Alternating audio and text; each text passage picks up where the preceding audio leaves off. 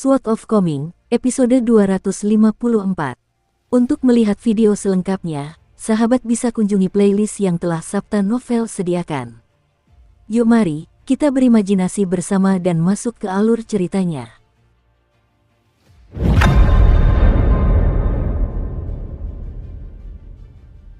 Benar saja, Chen Pingan menerima paket informasi lengkap tentang toko obat debu sebelum malam tiba. Selain alamatnya, ia juga diberitahu bahwa pemilik toko tersebut adalah seorang pria bermarga Zeng, dan bahwa toko tersebut merupakan salah satu warisan leluhur klan Fu, salah satu dari 5 klan utama di kota Naga Tua. Penjaga toko Zeng memiliki aksen Li besar dari utara, dan di permukaan, ia tampak seperti pria kasar dan bejat yang tidak melakukan apapun selain menyia-nyiakan hidupnya. Tetapi kenyataannya, ia telah pergi ke Fu Manor pada 2 kesempatan, dan klan Fu jelas sangat menghormatinya. Kemungkinan besar dia adalah instruktur bela diri Van Gaoming, cucu pemimpin klan Fu. Sedangkan untuk potretnya, baru akan siap keesokan harinya. Setelah menerima informasi ini, Chen Pingan langsung menyadari bahwa penjaga toko Zeng ini tak lain adalah penjaga gerbang Zeng Dafeng dari kota kecil itu. Mengenai fakta bahwa klan Fan sangat menghormatinya, hal ini sama sekali tidak mengejutkan Chen Pingan. Betapapun tidak kompeten dan tidak pantasnya dia, fakta bahwa dia ditugaskan ke posisi di mana dia secara teratur menangani koin tembaga esensi emas merupakan indikasi yang jelas bahwa ada lebih banyak hal dalam dirinya daripada yang terlihat. Jika tidak, Pak Tua yang tidak akan memerintahkan Chen Pingan untuk pergi kepadanya untuk melepaskan jimat 8 Taelki sejatinya. Selain itu, Sun Jiasu juga telah mengirim seseorang untuk membawakan Chen Pingan paket informasi terperinci mengenai gunung, penyu laut, dan Pulau Osmanthus agar ia dapat mengambil keputusan yang tepat tentang pilihan yang akan diambil. Perjalanan antar benua itu membentang jutaan kilometer melintasi medan yang beragam dan terkadang berbahaya, sehingga perjalanan itu tidak bisa dianggap enteng. Paket informasi tersebut disertai sepucuk surat tulisan tangan dari Sun Jiasu, yang intinya berbunyi, "Aku tahu kau telah memutuskan untuk mengambil gunung dan penyu laut milik klan Sun kita, tetapi aku akan menjelaskan kelebihan dan kekurangan keduanya, gunung dan penyu laut, dan Pulau Osmanthus, untukmu." Hal ini tampaknya benar-benar berlebihan, tetapi setelah membaca surat itu dan merenungkannya sejenak, Chen Pingan langsung merasakan kekaguman baru atas cara Sun Jiasu menjalankan bisnisnya. Jika ia seorang pedagang yang ingin membeli produk dari kota Naga Tua, ia pasti akan memilih untuk bekerja sama dengan klan Sun yang lebih teliti daripada yang lain. Namun, ada satu hal yang keliru dipahami Chen Pingan, yaitu bahwa klan Matahari sangat keras kepala dan dogmatis dalam menjalankan bisnisnya. Khususnya, klan Matahari sangat menekankan pentingnya menjaga reputasi yang bersih, dan hanya memilih mitra bisnis untuk dirinya sendiri, sehingga tidak sembarang orang dapat berbisnis dengan klan Matahari, terlepas dari seberapa kaya dan berkuasanya mereka. Klan Matahari punya banyak peraturan aneh seperti halnya klan Fu punya banyak orang aneh. Capai tingkat keempat, temukan toko obat, pilih kapal yang cocok. Itulah 3 hal utama dalam daftar tugas Chen Pingan, dan setelah semuanya selesai, ia dapat menikmati makan malam dengan tenang. Sup makanan laut dari makan siang telah diganti dengan sup yang dimasak menggunakan ikan air tawar, dan rasanya jauh lebih cocok dengan selera Chen Pingan. Ia makan dengan lahap, dan untuk pertama kalinya setelah sekian lama, ia makan sampai benar-benar kenyang. Setelah makan malam, ia berjalan-jalan di tepi sungai. Matahari terbenam di barat, menyuguhkan pemandangan yang indah. Chen Pingan merasa seperti berada di tanah yang diberkati, dan langsung memutuskan bahwa ia harus kembali suatu hari nanti, jika ada kesempatan. Tiba-tiba, Chen Pingan terdorong untuk memancing, dan ia berlari kembali ke kediaman leluhur klan Matahari untuk bertanya kepada seorang pengurus tua apakah mereka punya pancing. Ia juga bertanya tentang kondisi memancing akhir-akhir ini, apakah ada ikan yang sangat besar di sungai, dan apakah perlu menggunakan umpan berlei. Kepala pelayan tua itu sangat memahami segala hal yang berkaitan dengan memancing, dan dengan sabar menjawab semua pertanyaan Chen Pingan. Setelah itu, ia membantu Chen Pingan melakukan persiapan yang diperlukan, dan mereka berdua pergi ke tempat memancing yang bagus bersama-sama. Setelah mengetahui bahwa Chen Pingan berniat memancing hingga larut malam, pengurus menawarkan untuk mendirikan tenda di tepi sungai untuknya, tetapi Chen Pingan tidak pernah menikmati kemewahan seperti itu, jadi ia menolak. Pria tua itu tidak memaksakan diri, dan ia pun pergi meninggalkan Chen Pingan sendirian. Chen Pingan tidak terburu-buru untuk mulai memancing. Ia malah mulai berlatih meditasi jalan bolak-balik di tepi sungai. Setelah sekitar 2 jam meditasi jalan, ia berlatih meditasi berdiri selama 2 jam lagi, dan baru setelah itu ia mulai memancing. Ia memejamkan mata saat melempar pancing, dan suara umpan yang jatuh ke air terdengar. Angin sepoi-sepoi bertiup di atas bunga-bunga rapesit, menyebabkan tangkainya bergetar dan bergoyang. Air di sungai mengalir perlahan ke kejauhan, dan gelombang-gelombang kecil terlihat di permukaannya, sementara arus-arus tak terlihat mengalir deras di bawah permukaan. Tali pancing itu setipis helaian rambut, dan ditarik pelan-pelan, kadang-kadang diregangkan hingga kencang sebelum dilonggarkan lagi. Sepanjang malam itu, Chen Pingan tetap diam, membiarkan ikan-ikan kecil menggigit umpannya. Tak ada ikan besar yang memakan umpannya, dan tak lama kemudian, Chen Pingan sudah duduk hingga fajar menyingsing.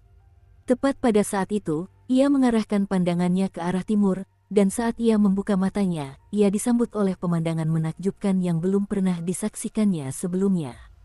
Dengan mata telanjang, cahaya matahari terbit seharusnya hanya berwarna merah, tetapi Chen Pingan dapat melihat semburan ki keemasan yang membubung di timur bersama matahari.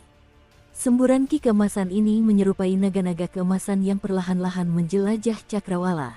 Chen Pingan terus menatap matahari terbit dan ki keemasan di kejauhan, dan dia tidak merasakan ketidaknyamanan apapun meskipun cahaya itu terang dan menyilaukan.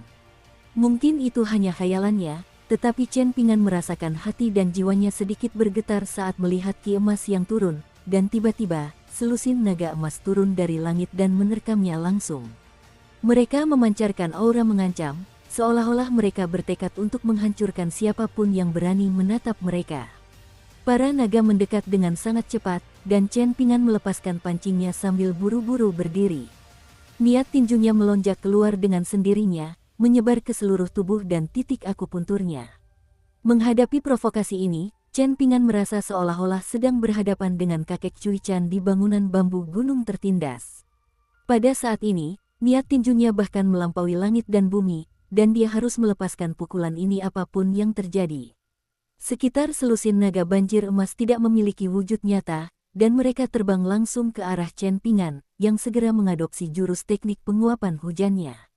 Pertama, ia menjejakkan kakinya di tepi sungai satu demi satu, begitu dahsyat hingga hentakannya menembus tanah sedalam lebih dari 3 meter. Tanah di bawah kakinya tak hanya bergetar dan bergemuruh, air di dekat tepi sungai pun bergolak, dan ombak meninggi menuju tepi seberang. Yang pertama dan ke-15 sama-sama muncul dari labu pemeliharaan pedang, tetapi mereka hanya bermalas-malasan di pintu labu itu sebagai pengamat pasif, tampaknya tidak menganggap naga banjir emas yang turun dari surga sebagai musuh. Chen Pingan benar-benar tenggelam dalam niat tinjunya, sehingga ia tidak menyadari fenomena menakjubkan yang sedang ia ciptakan. Satu-satunya pikiran di benaknya adalah karena sekarang ia telah mencapai tingkat keempat, pukulannya pasti akan lebih cepat lagi. Namun, semalam ia memancing, ia menghabiskan seluruh waktunya untuk menyesuaikan diri dengan dunia baru yang ia saksikan, sekaligus menstabilkan semua titik akupuntur dan auranya yang bergejolak. Oleh karena itu, ia tak pernah punya kesempatan untuk melontarkan pukulan dan melihat seberapa cepat pukulan itu. Kini, setelah kesempatan sempurna itu tiba, ia bertekad untuk mengabadikan momen itu. Mundur, raung Chen Pingan sambil meninju naga banjir terdepan di langit. Kekuatan tinjunya memenuhi lengan bajunya, membuatnya berkibar dengan keras, dan terdengar suara dentuman keras saat air sungai bergolak hebat, sementara sebagian besar bunga rapesit di ladang di seberang sungai tertiup angin.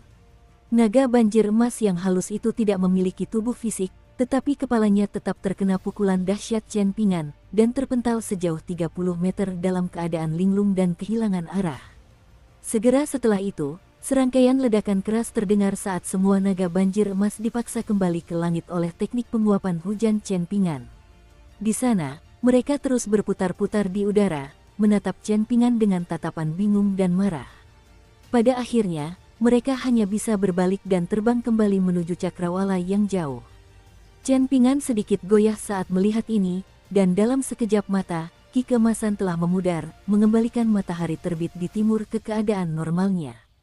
Chen Pingan bangkit dari posisi tinjunya dan senyum gembira muncul di wajahnya.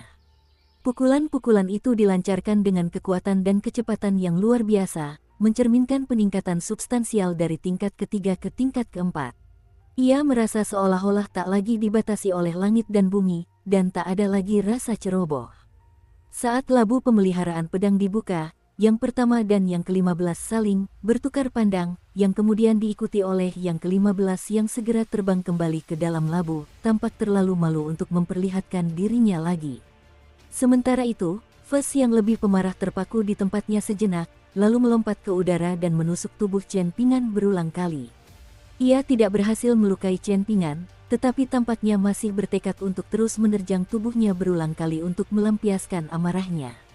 Saat berada di dalam titik akupuntur seorang pendekar pedang, pedang terbang yang terikat akan selalu tidak berwujud dan baru akan mencapai bentuk yang berwujud setelah kemunculannya. Ini adalah aturan yang telah ditetapkan, jadi pedang terbang yang dipelihara di titik akupuntur seorang pendekar pedang tidak akan pernah bisa melukai mereka. Saat ini, hubungan antara Chen Pingan dan dua pedang terbangnya yang terikat bukanlah hubungan tuan dan pelayan seperti yang biasa terlihat antara pendekar pedang dan pedang terbang mereka yang terikat. Sebaliknya, hubungan ini lebih seperti hubungan antara penyewa dan tuan tanah. Chen Pingan agak bingung dengan reaksi marah Fes, dan dia menggaruk kepalanya sambil bertanya, "Ada apa? Apa kamu malu padaku karena pukulanku terlalu lemah?" Setelah kepergiannya, fenomena naga banjir emas dari sebelumnya melakukan perjalanan langsung ke kediaman leluhur klan Matahari, dan 4 tetua tamu klan Matahari, yang terdiri dari 3 kultivator tingkat inti emas dan 1 kultivator tingkat baru lahir, dipaksa untuk menghilangkannya. Setelah itu, mereka berkumpul di sebuah perpustakaan kecil di kediaman leluhur. Kali ini, mereka tidak lagi berdebat tentang apakah Chen Pingan seorang pemurni Qi atau seorang seniman bela diri, tetapi mereka telah menemukan topik perdebatan lain. Hanya ada 2 situasi di mana fenomena semacam itu akan muncul. Yang pertama adalah saat seorang pemurni Qi mencapai tingkat inti emas. Dari sana, mereka tidak lagi terkekang oleh langit dan bumi, dan resonansi langit dan bumi yang dihasilkan akan menghasilkan pembentukan inti emas di ruang pil mereka, yang kualitasnya akan ditentukan oleh besarnya fenomena yang dipicu oleh pemurni Qi tersebut. Skenario lain yang memungkinkan terjadinya fenomena semacam itu adalah ketika seorang seniman bela diri mencapai tingkat keempat atau ketujuh. Kemungkinan terjadinya fenomena pertama hampir nol, sementara bagi seniman bela diri yang telah mencapai tingkat ketujuh, hal tersebut hampir dapat diperkirakan. Fenomena seperti ini bahkan lebih langka daripada bodhisattva tanah liat menyeberangi sungai, dan seseorang dapat memanfaatkannya untuk memurnikan jiwa dan raga. Oleh karena itu, ini merupakan kesempatan yang sangat langka dan penting yang harus dihargai. Dari niat pedang Chen Pingan yang kuat, jelas terlihat bahwa ia bukanlah seorang pemurni Qi, jadi ia hanya seorang seniman bela diri murni. Namun, masih banyak perdebatan mengenai apakah ia seorang seniman bela diri tingkat 4 atau 7. Kali ini, 3 tetua tamu yakin bahwa ia adalah seniman bela diri tingkat 7. Barulah Sun Jiasu merasa perlu mengundangnya ke kediaman leluhur klan Sun sebagai tamu kehormatan. Lagi pula, mustahil seorang seniman bela diri tingkat 4 mampu memicu fenomena spektakuler seperti itu. Meskipun demikian, masih ada satu orang yang sangat yakin bahwa Chen Pingan baru saja mencapai tingkat keempat. Tiba-tiba, senyum masam muncul di wajah si penebang kayu saat ia berkata, "Mari kita kesampingkan dulu perdebatan ini. Bukankah seharusnya kita meratapi kenyataan bahwa ia baru saja tanpa sengaja melewatkan kesempatan emas?" 3 tetua tamu lainnya langsung terdiam saat mendengar ini. Sesungguhnya, anak muda itu baru saja memicu resonansi langit dan bumi yang amat mendalam. Ini adalah sesuatu yang rata-rata seniman bela diri murni hanya bisa impikan, namun ia mengejarnya seperti orang bodoh dengan tinjunya. Setelah kejadian ini, keempat tetua tamu merasa sangat bingung. Jelas bahwa anak muda ini adalah seniman bela diri yang luar biasa hebat, jadi mengapa gurunya tidak memberitahu dia tentang fenomena seperti itu? Sudah menjadi rahasia umum di antara para seniman bela diri bahwa terobosan ke tingkat keempat atau ketujuh dapat memicu fenomena seperti itu, tetapi tampaknya anak muda itu sama sekali tidak menyadari hal ini. Tentu saja, tak seorang pun dari mereka akan mampu membayangkan dalam sejuta tahun bahwa lelaki tua di bangunan bambu yang mengajari Chen Pingan teknik tinjunya pernah mencapai puncak tingkat ke-10, jadi ia sama sekali tidak menganggap hal seperti ini penting. Sebaliknya, ia menganggapnya sama sekali tidak penting, sama seperti semua hal berada di luar teknik tinju dasar seseorang. Di matanya, fenomena seperti itu adalah sesuatu yang harus dihindari dengan segala cara karena sama saja dengan jalan pintas. Karena itu, jika ia melihat apa yang dilakukan Chen Ping'an, ia pasti akan tertawa terbahak-bahak dan memuji Chen Ping'an atas kebodohannya. Siang harinya, Sun Jiasu kembali ke kediaman leluhurnya. Sebelum menemui Chen Ping'an, ia didatangi oleh salah seorang tetua tamu klan Sun yang bercanda, "Tamumu itu sungguh anak yang luar biasa." Sun Jiasu penasaran bertanya mengapa komentar itu dilontarkan, dan tetua tamu menjelaskan situasinya kepadanya, yang kemudian ia tepuk dahinya sendiri dengan jengkel. Sungguh luar biasa. Saat mereka makan siang bersama, Chen Ping'an memperhatikan bahwa Sun Jiasu sedang menatapnya dengan tatapan agak aneh di matanya, seperti bagaimana dia memandang Liu Baqiao saat mereka pertama kali bertemu.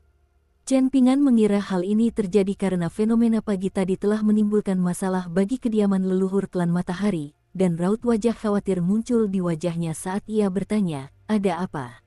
Apakah pukulanku tadi pagi membuat klan Fu menyadari kehadiranku di sini?" Sun Jiasu menggelengkan kepalanya sambil tersenyum dan menjawab, "Ada banyak sekali pemurniki dan seniman bela diri di kota Naga Tua, dan kejadian-kejadian aneh terjadi di sini setiap hari. Selain itu, sangat sedikit orang yang berani memata-matai kediaman leluhur klan Matahari kita, jadi kau bisa tenang karena kau tidak akan ketahuan di sini." Ekspresi ragu kemudian muncul di wajah Sun Jiasu, dan ia menimbang-nimbang dalam hati apakah ia harus mengungkapkan apa yang terjadi pada Chen Ping'an. Ia ingin mengatakan yang sebenarnya, tetapi ia juga khawatir kebenaran itu akan terlalu menyakitkan untuk ditanggungnya. Setelah banyak konflik internal, Sun Jiasu akhirnya memutuskan untuk menjalankan kebijakan kejujuran, dengan mengungkapkan kepada Chen Ping'an kesempatan luar biasa yang secara tidak sengaja telah ia lewatkan.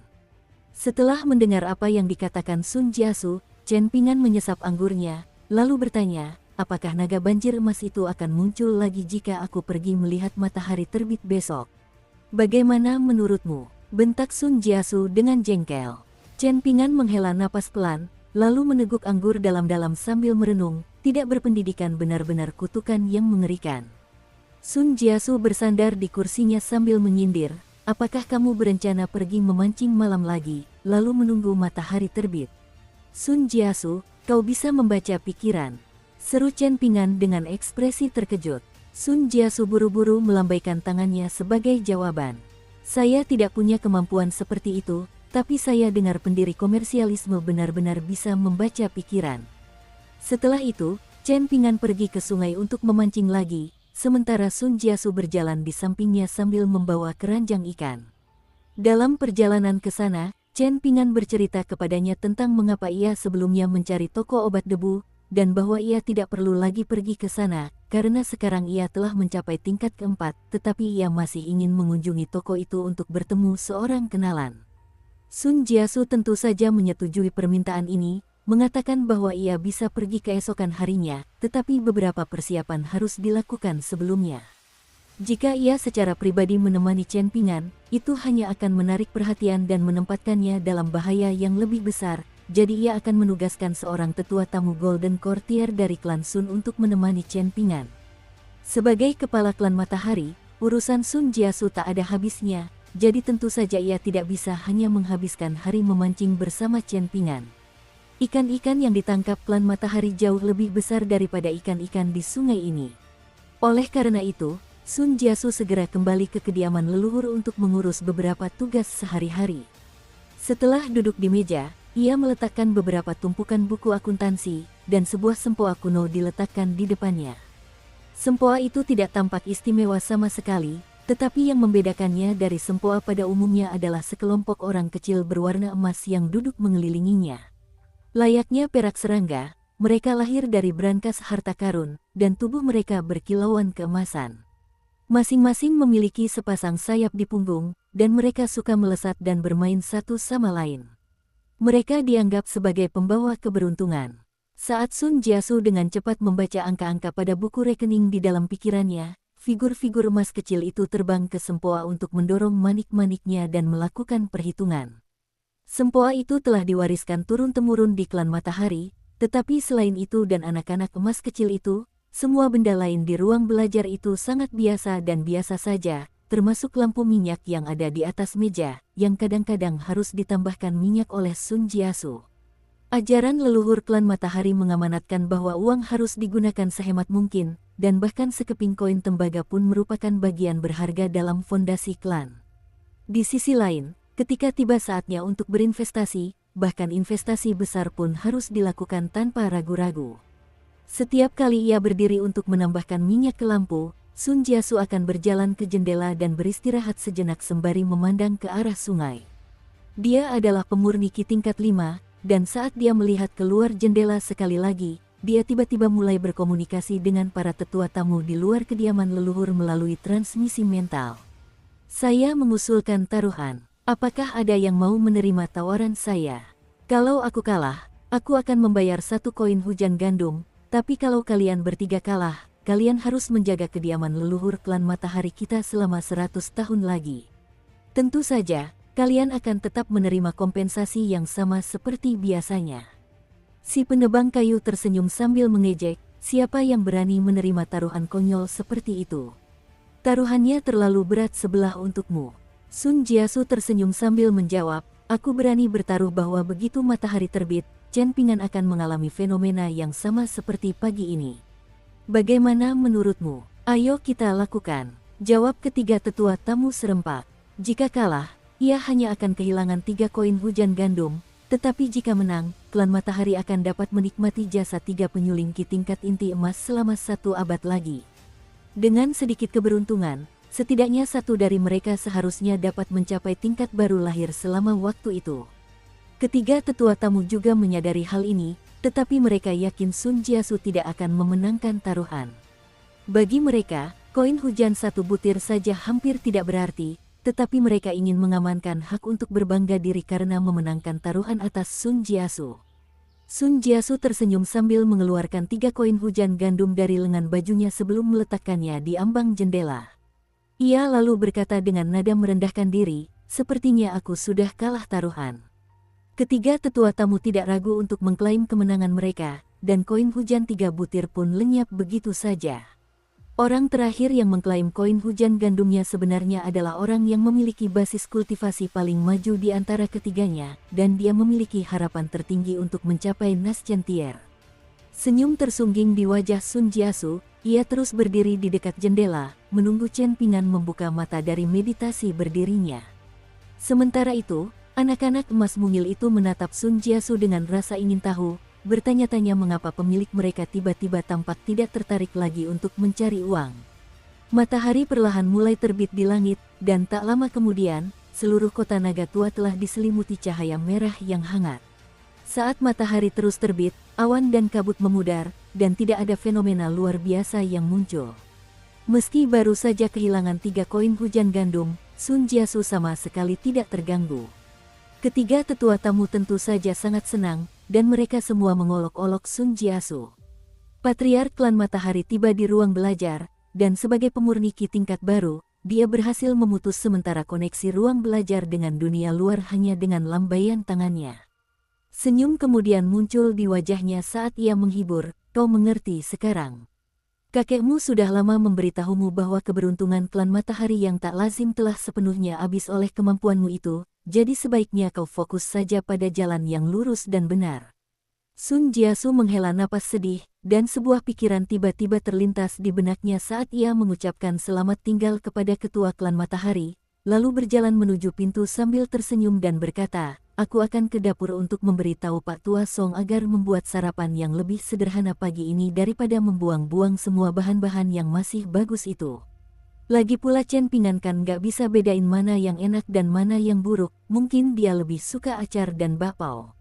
Daripada buang-buang uang buat orang yang gak suka, mending aku hemat aja. Kepala klan Matahari mengangguk setuju sambil tersenyum, lalu beralih ke anak-anak emas mungil di Sempoa Tua dengan semburat kebanggaan di wajahnya. Klan Fu memang lebih kaya daripada klan Matahari, tetapi dalam hal anak-anak emas pembawa kekayaan dengan kualitas tertinggi ini, klan Fu hanya memiliki sepasang. Tepatnya, mereka punya 3, tetapi hanya 2 yang kembar. Sebaliknya, klan Matahari punya 4. Sedangkan untuk 4 klan besar lainnya di kota Naga Tua, hanya klan Kipas yang berhasil membeli satu dari kaisar sebuah kekaisaran besar tepat sebelum runtuh. Benar saja, nafsu makan Chen Pingan meningkat pesat berkat hidangan yang biasa disajikan kepadanya, yaitu bubur nasi, roti kukus, dan acar, dan ia melahap makanan itu lahap bagaikan angin puyuh yang kelaparan. Sun Jiasu duduk di seberang Chen Pingan, makan lebih lambat sambil menunjukkan tata krama meja yang jauh lebih baik, tetapi nafsu makannya juga lebih baik dari biasanya. Nafsu makan seseorang tampaknya pasti akan meningkat jika ada orang lain yang menunjukkan nafsu makan yang luar biasa. Setelah itu, Chen Pingan kembali ke sungai dan mulai memancing dengan sungguh-sungguh, dan ia dengan cepat menarik ikan ke kiri, kanan, dan tengah. Separuh keranjang ikan diisi dengan sejenis ikan yang dikenal sebagai ikan putih di kota Naga Tua, sementara sisanya diisi dengan ikan-ikan lain seperti ikan lele kepala kuning dan ikan lele tidur gelap. Setelah makan siang dengan hidangan ikan, Sun Jiasu menyuruh Chen Pingan menyamar untuk mengubah penampilannya. Setelah itu, kepala klan Sun tingkat baru lahir membawanya ke sebuah kolam di luar kediaman leluhur. Saat kepala klan Sun menyapukan lengan bajunya di permukaan kolam yang seperti cermin, sebuah bangunan muncul, dan lelaki tua itu meyakinkan Chen Pingan bahwa ia bisa langsung masuk ke kolam untuk mencapai tujuannya. Chen Pingan telah menyimpan labu pemelihara pedangnya, jadi satu-satunya yang ia bawa hanyalah kotak pedang di punggungnya, dan ia pun melakukan apa yang diperintahkan, melangkah ke dalam kolam tanpa ragu. Alih-alih terjun ke air, ia justru menginjakkan kaki di permukaan kolam, dan serangkaian riak air menyebar di bawah kakinya. Setelah dia melangkah maju beberapa kali, dia tiba-tiba menghilang dari tempatnya, seakan-akan dia telah berjalan ke permukaan cermin. Detik berikutnya, Chen Pingan muncul di depan sebuah bangunan, dan dia melihat sekelilingnya dan mendapati bahwa ini adalah pemandangan yang sama persis dengan yang tergambar di permukaan kolam. Di kediaman leluhur klan Matahari, lelaki tua itu mengamati permukaan kolam yang beriak sambil menoleh ke Sun Jiasu dan berkata, anak itu memiliki jiwa yang luar biasa stabil dan tulang punggungnya yang luar biasa. Pantas saja Liu Baqiao menganggapnya sebagai teman. Bukan itu alasannya mengapa dia menganggap Chen Pingan sebagai teman, jawab Sun Jiasu sambil tersenyum dan menggelengkan kepala. Bagaimana denganmu? Apakah kamu menganggapnya sebagai teman? Tanya lelaki tua itu. Sun Jiasu merenungkan pertanyaan itu sejenak, lalu menjawab, kami tidak bertemu saat krisis, jadi ikatan saya dengannya tidak sebanding dengan ikatan antara dia dan Liu Baqiao. Dukung terus channel YouTube Sabta Novel. Sementara itu, sudah ada seseorang yang menunggu Chen Pingan di pusat kota Old Dragon City. Sosok itu tak lain adalah Dewa Abadi Golden Courtier dari klan Matahari, dan ia membawa Chen Pingan ke halaman yang luas. Mereka keluar dari pintu samping yang tersembunyi sebelum menaiki kereta kuda yang sudah menunggu mereka. Aura abadi Golden Courtier tertahan, dan ia pun menjadi kusir kereta Chen Pingan. Akhirnya, kereta berhenti di pintu masuk sebuah gang, di dekat pohon lokas muda, di bawah naungannya terdapat seorang pria yang sedang makan biji bunga matahari sambil membaca buku. Chen Pingan keluar dari kereta, dan keduanya saling memandang.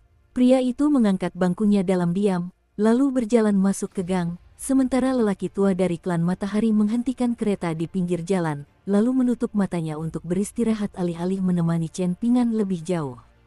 Sesampainya di toko obat, Zheng Dafeng meletakkan bangku di pintu masuk, lalu mempersilakan Chen Pingan duduk sebelum mengambil bangku lain untuk dirinya sendiri. Semua karyawan wanita di toko langsung mengerumuni untuk melihat siapa pengunjung baru ini, tetapi penyamaran yang dikenakan Chen Pingan sangat biasa saja, sehingga mereka segera kehilangan minat dan bubar lagi. Zheng Dafeng tersenyum dan bertanya, kenapa kau mengambil risiko datang ke sini padahal kau sudah melepaskan jimat 8 Taelki sejati sendirian? Aku ingat betul, kau punya dendam terhadap Tuan Kota Muda Funanhua, kan? Apa kau tidak takut ketahuan dan ditangkap? Kalau kau berpikir klan Matahari akan turun tangan untuk menyelamatkanmu, kukatakan kau terlalu naif. Chen Pingan mengabaikan pertanyaan Zheng Dafeng yang terus-menerus bertanya.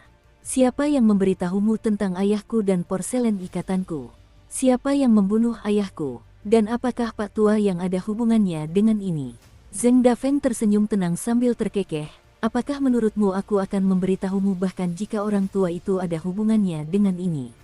Chen Pingan tidak memberikan tanggapan. Zheng Dafeng menggunakan buku di tangannya untuk mengipasi dirinya sendiri sambil berkata, "Aku tidak peduli kau percaya atau tidak, aku bisa meyakinkanmu bahwa dia tidak terlibat dalam semua ini. Namun, yang juga bisa kukatakan adalah dia jelas melihat apa yang terjadi sejak awal, tetapi kemungkinan besar dia merasa tidak ada gunanya turun tangan, jadi dia tidak turun tangan. Jika kau membencinya karena tidak bertindak, itu terserah padamu, dan aku tidak akan mencoba menghentikanmu." Chen Ping'an menggelengkan kepalanya sambil tersenyum kecut, "Kenapa aku harus membencinya karena itu? Aku tahu betul kepribadian Pak Tua Yang. Dia tidak pernah berutang apapun kepada siapapun, dan dia juga tidak membiarkan orang lain berutang apapun kepadanya. Semua yang dia lakukan adalah transaksi yang adil dan seimbang." Zheng Dafeng mengangguk. "Itu pola pikir yang benar. Sepertinya aku tidak perlu memukul kepalamu. Aku takut melakukannya karena orang tua itu pasti tidak akan senang padaku." Ekspresi Chen Ping'an tetap tidak berubah, dan tampaknya dia sudah mengantisipasi bahwa Zheng Dafeng akan memiliki kepribadian yang berapi-api. Zheng Dafeng terus mengipasi dirinya sendiri sambil berkata, "Di antara semua anak-anak di masa itu, jika kita mengesampingkan warisan dan pendukung masing-masing, yang menurutku paling berpotensi adalah Ma Kuksuan dari Apricot Blossom Alley, Zhao Yao dari Fortune Street, dan Song Jixin dari Clay Vase Alley. Sebaliknya, kakak laki-laki saya, Li Er, yang Anda kenal sebagai ayah dari Li Liu dan Li Huai, sangat menghormati Anda, dan saya pikir dia bodoh karenanya. Setelah itu, Anda menemukan berbagai peluang fenomenal setelah meninggalkan Joel Small World, dan barulah saya menyadari bahwa saya telah salah menilai potensi Anda, dan bahwa saya juga salah tentang kakak laki-laki saya. Dulu, saya pikir kalian berdua bodoh, tetapi sekarang saya yang jadi bahan tertawaan." Apa yang sebenarnya ingin dikatakan Zheng Dafeng adalah bahwa Li Er dan Chen Ping'an adalah orang-orang yang sangat cerdas. "Saya tidak berani menanyakan pertanyaan-pertanyaan itu kepada Pak Tua Yang, dan saya tahu saya tidak akan mendapatkan jawaban apapun, tetapi saya merasa bisa menanyakannya kepada Anda," kata Chen Ping'an. Zheng Dafeng tersenyum sambil bertanya, "Apakah kamu pikir kamu aman hanya karena ada pemurni ki tingkat inti emas yang melindungimu?" Chen Ping'an menggelengkan kepala sambil menjawab, "Jika aku mengajukan pertanyaan yang menyangkut informasi sensitif kepada Pak Tua Yang, dia akan membunuhku tanpa ragu. Namun, aku tidak menyangka kau akan berani melakukan itu. Sekalipun tebakanku terbukti salah, aku mungkin masih bisa selamat, dan kau harus membayar mahal karena membunuhku." Apa yang sebenarnya ingin dikatakan Chen Ping'an adalah meskipun Zheng Dafeng juga seorang pengusaha, dia tahu bahwa status dan basis kultivasi Zheng Dafeng jauh lebih rendah daripada Pak Tua Yang. Namun, saat Chen Ping'an mengutarakan pertanyaan-pertanyaan yang telah membebaninya selama 1 dekade penuh, ia masih merasakan kegelisahan yang mendalam. Untungnya, setelah mencapai tingkat keempat, ia mampu mengendalikan kondisi mentalnya sendiri dan memasang wajah tenang dan santai. Terlebih lagi, begitu ia memasuki gang bersama Zheng Dafeng, ia sudah mengeluarkan labu pemeliharaan pedangnya untuk mulai minum. Dengan yang pertama, yang ke-15, dan pemurni ki tingkat inti emas dari klan Matahari di sisinya, dia yakin akan peluangnya untuk bertahan hidup, bahkan jika keadaan menjadi serba salah. Sudah saatnya beberapa luka lama dibedah dan diperiksa apa sebenarnya luka itu. Melihat ekspresi serius di wajah Chen Ping'an, Zheng Dafeng menghela napas pelan, lalu menggulung buku di tangannya sebelum menggunakannya untuk memukul lututnya sendiri dengan lembut sambil berkata dengan nada malas, "Kau jadi lebih menyebalkan dari sebelumnya. Kau boleh berpura-pura tenang dan rileks sesukamu, tapi aku tahu kau tegang seperti tali busur di dalam. Tidak perlu tegang begitu, aku sudah lelah hanya karena melihatmu. Tenang saja, aku tidak akan membunuhmu. Pak Tua yang sangat menghormatimu saat ini, dan kalaupun tidak, aku tidak akan membunuhmu hanya karena kau bertanya beberapa hal. Sekecil apapun aku tidak akan melakukan tindakan ekstrim seperti itu untuk hal sepele seperti itu. Namun, aku tidak akan menjawab 2 pertanyaan pertamamu. Kau harus mencari tahu sendiri jawabannya." Senyum tiba-tiba muncul di wajah Zheng Dafeng saat dia melanjutkan, "Mengapa kamu tidak bertanya langsung pada Qi Jingchun?" Chen Ping'an merasa jauh lebih tenang setelah mendengar ini, dan dengan lembut bersandar di kotak pedangnya yang bersandar di dinding. Ia kemudian meneguk anggur sebelum memberikan jawaban yang membingungkan. "Saya khawatir Tuan Qi akan kecewa pada saya." Tiba-tiba, Zheng Dafeng berbalik dan berteriak, Meyer, bawakan beberapa biji bunga matahari untuk tamu kita. Seorang wanita menggairahkan segera muncul dari toko, memegang 2 piring camilan sambil tersenyum. Saat wanita itu membungkuk untuk menyerahkan piring-piring itu kepada Zheng Dafeng berpura-pura terkejut sambil berseru, "Astaga! Kukira ada 2 gunung yang runtuh menimpaku." Wanita itu menyodorkan sepasang piring ke tangan Zheng Dafeng, lalu buru-buru berdiri tegak lagi sambil menginjak kakinya dan mengeluh sambil tersenyum menggoda, "Jangan bersikap norak begitu." Zheng Dafeng menyerahkan salah satu hidangan kepada Chen Ping'an, lalu mulai memakan biji bunga matahari sendiri. Chen Ping'an tampaknya sudah mengantisipasi bahwa ia tidak akan menerima jawaban apapun dari Zheng Dafeng, dan ia tidak berkecil hati sedikit pun saat bertanya, "Apakah kamu punya buku panduan ilmu pedang bagus yang bisa kamu jual padaku? Apakah kau menginginkan buku panduan ilmu pedang abadi yang digunakan oleh para pemurniki, atau yang digunakan oleh para seniman bela diri?" Tanya Zheng Dafeng. "Saya yakin Anda tahu bahwa jembatan keabadian saya telah terputus, jadi jika saya ingin berlatih ilmu pedang, satu-satunya pilihan saya adalah menjadi seniman bela diri murni," jawab Chen Ping'an. "Aku bisa mencarikanmu bahkan buku-buku ilmu pedang terbaik di dunia, lalu menjualnya kepadamu dengan harga selangit, tapi itu sama sekali tidak menyenangkan," kata Zheng Dafeng. "Aku sarankan kamu jangan mencari-cari buku-buku semacam itu sendirian. Saya sendiri seorang seniman bela diri, dan saya tahu semua jebakan yang ada dalam hal ini. Mengingat kamu sudah membuat kemajuan yang lumayan dalam teknik tinjumu, sebaiknya kamu tetap berpegang pada itu daripada membuang-buang waktu dengan kegiatan sia-sia lainnya." Chen Ping'an mengunyah kacang sejenak sambil berpikir, lalu berkata dengan sungguh-sungguh, "Terima kasih. Hanya dengan nasihat itu saja, aku bisa membebaskan 5 koin tembaga yang kau utang padaku." Kelopak mata Zheng Dafeng berkedut sedikit saat mendengar ini. Tiba-tiba, dia mendapati Chen Ping'an jauh lebih disenangi daripada beberapa saat yang lalu. Dia meregangkan badan dengan malas sambil duduk di bangkunya, lalu berkata dengan nada kesal, "Bisakah kau lepaskan kotoran di wajahmu itu? Kau memang tidak setampan itu sejak awal, dan kau terlihat semakin buruk dengan penyamaran itu." Chen Ping'an menggelengkan kepalanya. "Kau sudah bilang aku punya dendam terhadap Fu Nanhua, jadi aku harus berhati-hati dalam situasi seperti ini. Siapa bilang klan Fu tidak punya cara untuk mengawasi seluruh kota? Kalau aku menunjukkan wujud asliku, itu sama saja dengan aku berdiri di depan pintu mereka dan berteriak agar mereka datang dan membunuhku. Begitu aku melangkah ke jalan, aku akan dikerumuni dan dipukuli sampai mati." Wajah Fu Chunhua langsung memucat-pucat pasi. Ia takut ayahnya salah paham dan mengira ia sedang berusaha menggagalkan rencana kakaknya. Fuqi tersenyum sambil meyakinkan, "Tidak perlu gugup, aku sangat memahami kepribadianmu. Sun Jiasu telah memilih untuk bertaruh pada Chen Ping'an kali ini untuk menguji klan Fu kita, dan aku rasa dia sangat menantikan kita mengambil tindakan terhadapnya. Jika kita mencoba mengintimidasinya, dia akan segera kembali ke kediaman leluhur klan Matahari, berpura-pura menyedihkan seolah-olah dia ditindas oleh klan Fu kita. Pemurniki tingkat inti emas itu hanya memutuskan untuk menawarkan jasanya kepada klan Matahari karena dia berhutang budi kepada mereka, jadi jika kita menekan Sun Jiasu sekarang, dia tidak akan pernah memutuskan untuk membelot ke klan Fu kita. Apakah Sun Jiasu tidak khawatir kita akan membunuh anak itu?" tanya Fu Chunhua. Fuqi menatap langit sambil menjawab, "Wajar kalau kau berpikir seperti itu. Hanya jika kau berhasil mewarisi jubah naga tua suatu hari nanti, kau akan memiliki kesempatan untuk mengetahui beberapa hal yang sebenarnya terjadi di sana." Fu Chunhua mendongak ke lautan awan di atas saat mendengar ini. "Bahkan lebih tinggi dari itu," kata Fuqi sambil tersenyum. Secercah kerinduan muncul di mata Fu Chunhua saat dia mencoba mengintip melalui lautan awan.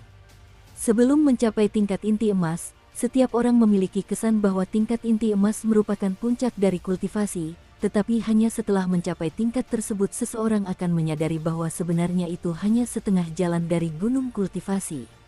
Dibandingkan dengan klan Sun dan Sun Jiasu, klan Fu dan aku lebih tegas, kata Fuqi tiba-tiba.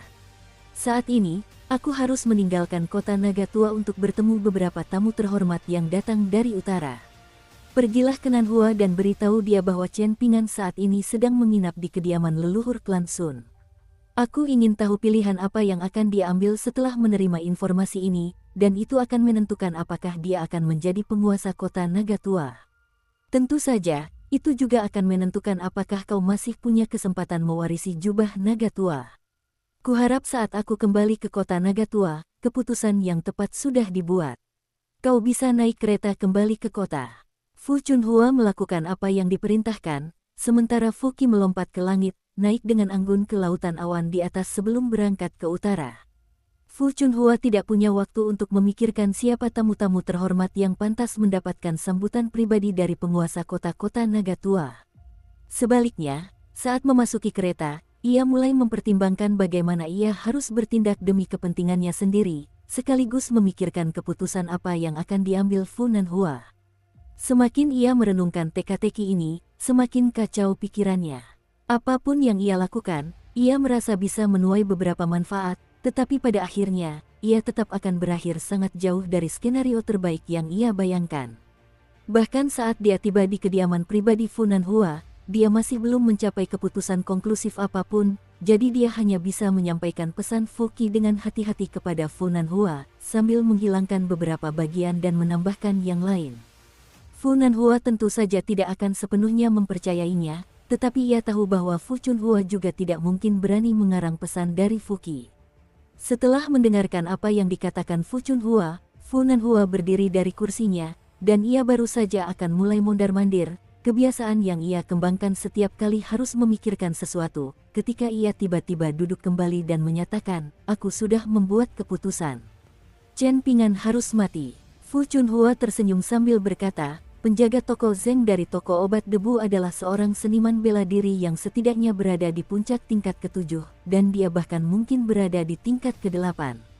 Dia memiliki hubungan yang sangat dekat dengan klan Fu, dan selain itu, klan Matahari juga memiliki seorang patriark tingkat baru lahir dan 3 tetua tamu tingkat inti emas lainnya.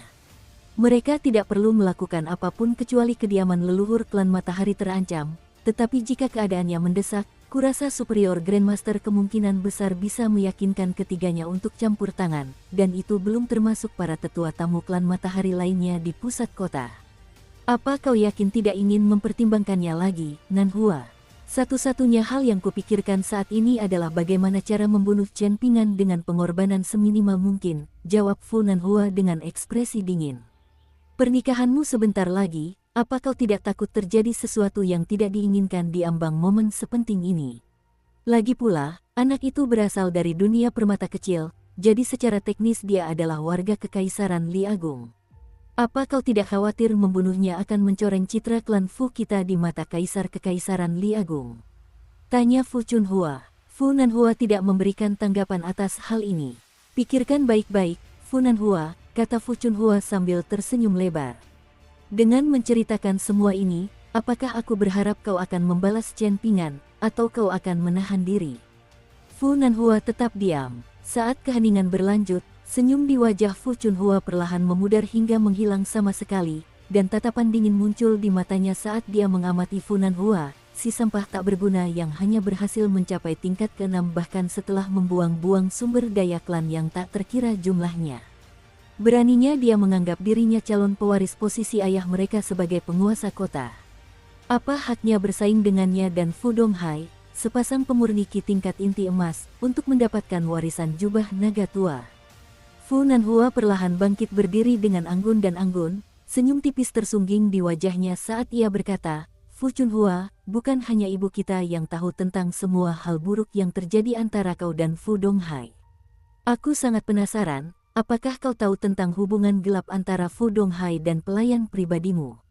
Adikku yang baik, kau pasti akan dijaga dengan baik begitu Fu Donghai atau aku menjadi penguasa kota, kata Fu Chunhua sambil tersenyum.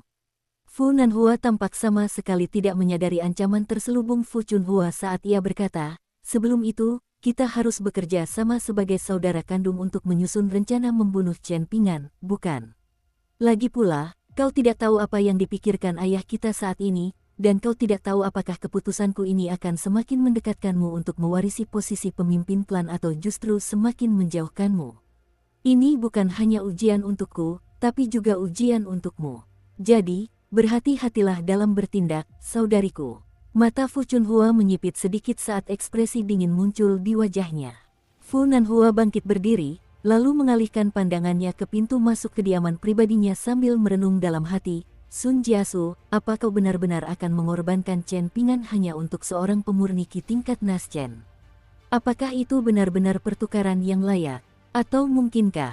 Fu Nanhua menggelengkan kepalanya untuk menghilangkan pikiran itu. Sun Jiasu bukan orang gila, jadi mustahil itu terjadi. Tapi bagaimana jika? Baru pada saat inilah Fu Nanhua benar-benar mulai ragu, dan sedikit kegelisahan muncul dalam hatinya.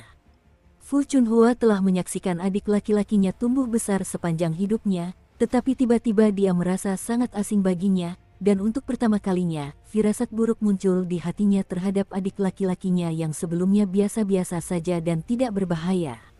Setelah Fu Qi terbang keluar kota, dia berhenti di jalurnya yang tinggi di langit, lalu turun ke sebuah kapal yang datang dari gunung pohon parasol di Kekaisaran Li Besar. Di kapal itu ada seorang pendekar pedang mohis bernama Suruo dengan pedang tersandang di punggungnya, dan naga banjir tua yang merupakan asisten guru gunung di Akademi Rusa Hutan. Dengan keduanya di kapal, pasti akan aman bahkan dalam perjalanan ke Gunung Stalaktit. Mereka berdua ditugaskan untuk melindungi seorang anak laki-laki dan seorang anak perempuan. Sebenarnya, hanya anak laki-laki dan perempuan yang benar-benar berada di bawah perlindungan mereka, dan orang itu tak lain adalah Pangeran Songmu dari Kekaisaran Li Agung. Nama gadis muda itu Zigui, dan ia mengikuti Songmu dengan patuh dan kalem. Sepanjang perjalanan, ia bahkan tak melirik Fu Qi, yang tidak mengenakan jubah naga tua. Terlebih lagi, Fu Qi belum memperkenalkan dirinya, dan saat ini ia sedang berdiri di atas kapal, mengobrol ringan dengan Song Jixin Suruo, jadi mungkin ia tak mengenalinya. Kapal itu melewati lautan awan di atas kota naga tua sebelum mendarat di kota Fu. Setelah mengatur tempat menginap bagi para tamu terhormat dari Kekaisaran Li Agung, Fu Qi tiba di rumah pribadi Fu Nanhua dan mendapati Fu Nanhua sedang bersandar pada pilar naga melingkar dengan ekspresi linglung dan putus asa di wajahnya. "Mengapa kamu tampak murung?" tanya Fu Qi. Fu Nanhua menoleh ke ayahnya dan menjawab, "Aku sudah memikirkan banyak hal, tapi apapun keputusanku, semuanya terasa salah." Klan Fu, Kota Naga Tua, Kekaisaran Li Agung, Dunia Kecil Permata, Sun Jiasu, Fu Donghai, Fu Chunhua. Senyum tiba-tiba muncul di wajah Fu Qi saat dia bertanya, "Apakah kamu sadar bahwa apapun keputusan yang kamu buat, kamu dijamin akan menjadi penguasa Kota Naga Tua berikutnya?" Fu Nanhua benar-benar terkejut mendengar ini. Tiba-tiba, Fu Qi menoleh ke samping sebelum menundukkan kepalanya, seolah-olah sedang menyambut tamu yang sangat penting. Seorang gadis muda berjalan memasuki aula sambil dengan rakus menghisap Qi naga tanpa ragu. Ia tampak agak mabuk saat duduk di kursi, lalu mengangkat tangannya dan bertepuk tangan. Jubah naga muncul di belakangnya bersama awan kabut, seolah-olah jubah itu sedang dibersihkan oleh awan uap air. Dia bangkit berdiri, dan jubah naga pun tersampir di tubuhnya. Sementara 9 naga emas di lautan awan yang tersulam pada jubah itu mulai berkeliaran di permukaannya dengan cara yang sangat mirip kehidupan.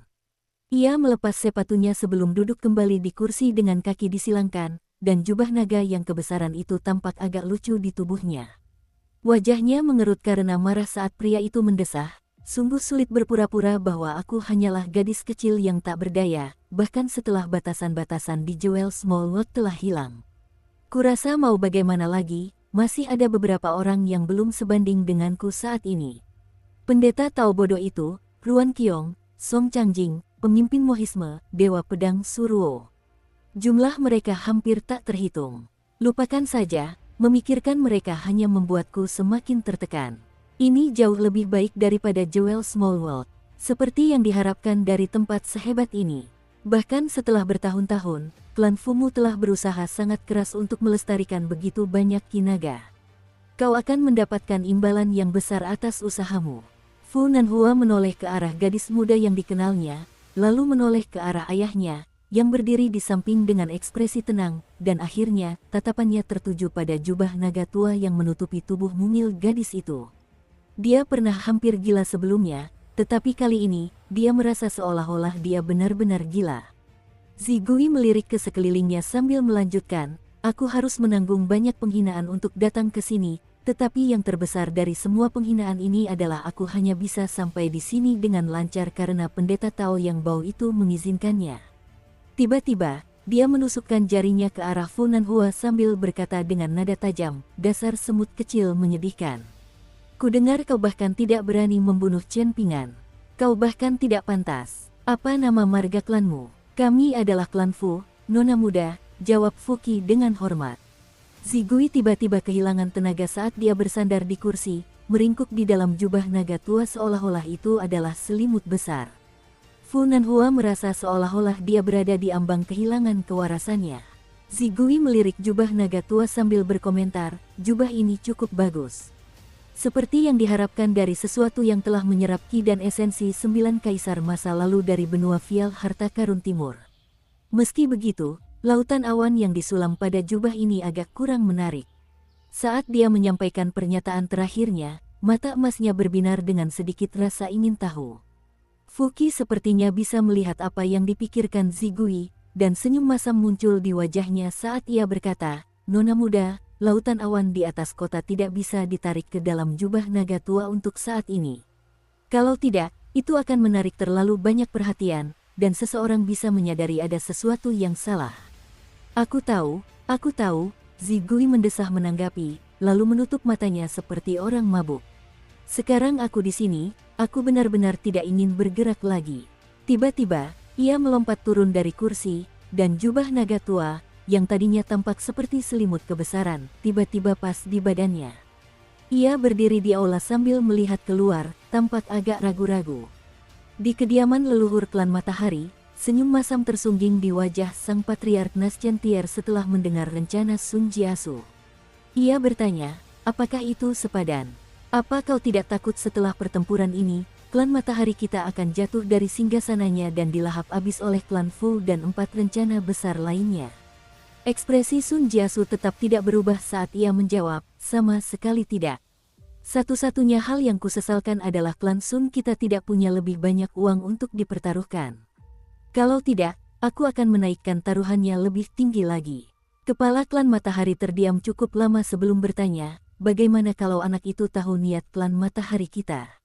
Tatapan penuh tekad muncul di mata Sun Jiasu saat ia menjawab, "Dia tidak akan tahu, dan kalaupun tahu, itu tetap tidak mengubah fakta bahwa klan Matahari kita telah berkorban besar untuknya, dan aku yakin kita akan mendapatkan balasan atas pengorbanan yang telah kita lakukan." "Apakah benar-benar ide yang tepat untuk mengambil langkah radikal seperti itu?" tanya sang patriark klan Matahari. "Tidak bisakah kau meniru apa yang dilakukan anak itu saat ia menerobos ke tingkat keempat, menunggu semuanya berjalan sendiri secara alami? Jika aku hanya mewakili diriku sendiri, tentu saja aku bisa menunggu, tetapi keadaan benua botol berharga timur dan dunia pada umumnya tidak bisa," jawab Sun Jiasu sambil menggelengkan kepala. Kepala klan Matahari hanya bisa menghela napas pelan, dan tidak lagi berusaha membujuk. Setelah itu, Chen Pingan kembali ke kediaman leluhur klan Matahari dari dalam kota, dan masa damai pun menyusul. Seperti biasa, Sun Jiasu terus melakukan kunjungan berkala ke kediaman leluhur, dan setiap kali ia melakukannya, ia akan menginap semalam. Setelah itu ia akan mengusulkan taruhan kepada 3 tetua tamu tingkat inti emas. Taruhan pertama adalah untuk koin hujan 1 butir, taruhan kedua untuk 2 butir, taruhan ketiga untuk 4 butir, dan taruhan keempat untuk koin hujan 8 butir. Pada akhirnya, Sun Jiasu kalah dalam keempat taruhannya, setelah itu ia tidak mengusulkan taruhan lagi. Adapun Chen Pingan, dia akan terus pergi memancing malam di sungai setiap hari, menunggu matahari terbit. Pada hari ke-20 Chen Pingan tinggal di kediaman leluhur klan Matahari, Sun Jiasu sedang duduk tertidur lelap mengikuti teknik meditasi Tao ketika ia mendengar Chen Pingan berteriak dari kejauhan, "Sun Jiasu, lihat!" Sun Jiasu segera bangkit berdiri, dan tanpa mengenakan sepatu botnya, dia bergegas ke jendela untuk melihat ke langit. Sekitar selusin naga banjir emas turun dari awan di timur, dan sekali lagi, mereka dikalahkan oleh Chen Pingan tanpa ragu-ragu, meskipun dia telah diberitahu bahwa ini adalah kesempatan yang tidak boleh disia-siakan. Pada saat itu, Sun Jiasu hanya bisa melihat dengan linglung, dan hati daunnya hampir runtuh. Untungnya, kepala keluarga klan Matahari bergegas menghampirinya, lalu menepuk bahunya erat-erat sambil menghibur, "Tidak perlu terlalu sedih, Jiasu. Pohon jambu mete adalah pohon yang selalu hijau dan tumbuh subur di segala musim, tetapi seseorang tidak bisa berharap untuk tumbuh subur setiap saat. Untuk hari seperti inilah kau diberi nama ini. Aku hampir saja, gumam Sun Jiasu pada dirinya sendiri dengan wajah pucat pasi. Meskipun kondisi mentalnya mulai stabil, dia masih merasa sangat terpukul, seakan-akan dia telah kehilangan seluruh kota naga tua. Di pusat kota naga tua, Zheng Dafeng melirik matahari terbit di timur sambil berdiri di gang di luar toko obat debu. Tiba-tiba, ia mengeluarkan bukunya, lalu membaliknya ke halaman tertentu sebelum membaca bab ketulusan dalam hati. Setelah fenomena naga banjir emas menghilang, Zheng Dafeng langsung menghancurkan buku itu, tak meninggalkan jejak apapun, lalu kembali ke gang dengan raut wajah cemberut sambil merenung, aku salah selama ini. Dia mentor Daoku.